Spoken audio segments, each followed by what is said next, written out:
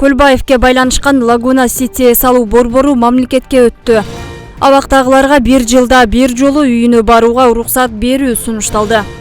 20 000 долларды алмага каткан айыл башчы кармалды.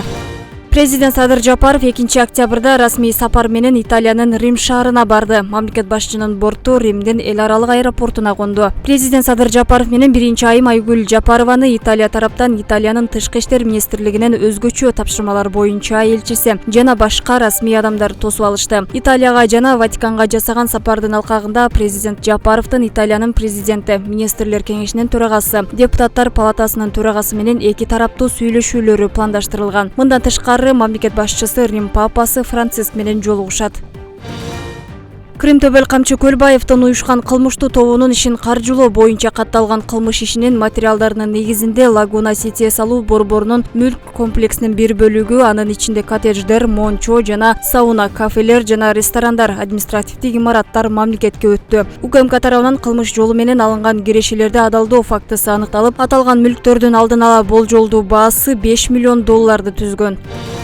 Кылмыш жаза кодексине жалпы жана күчөтүлгөн режимдеги жаза өтөөчү жайларда кармалып турган жарандардын жылына бир ирет 1 жумалык мөөнөткө үйүнө барып келишине уруксат берүү сунушун киргизүү керектиги айтылды. Бул тууралуу мыйзам долбоору 2 октябрда жогорку кеңештин жыйынында каралды. Жаза аткаруу кызматынын төрагасынын 1-орун басары Кемел Садыковдун сөзүнө караганда, бул жеңилдиктен жашы жете элек балдары бар жалгыз бой ата-энелер гана пайдалана алышат. Аларды түзөтүү мекемелериндеги комиссия аныктап, социалдык кызматкерлер тандайт.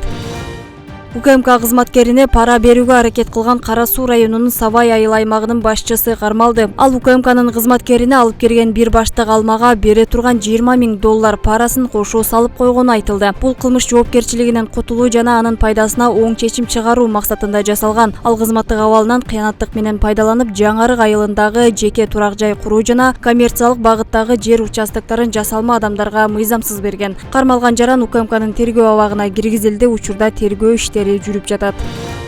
Унаа жана байланыш министри Абсатар Сыргабаев иш сапарынын алкагында Нарын аэропортунун учуп конуу тилкесине асфальт төшөө иштеринен кабар алды. Сыргабаев иштин сапатына өзгөчө көңүл буруу, талаптагыдай деңгээлде жүргүзүү жана белгиленген мөөнөттө аяктоо тапшырмасын берди. Мындан тышкары министр Нарын шаарындагы Шералиев көчөсүнө асфальт басуу жумуштарын тездетүү керектигин айтты.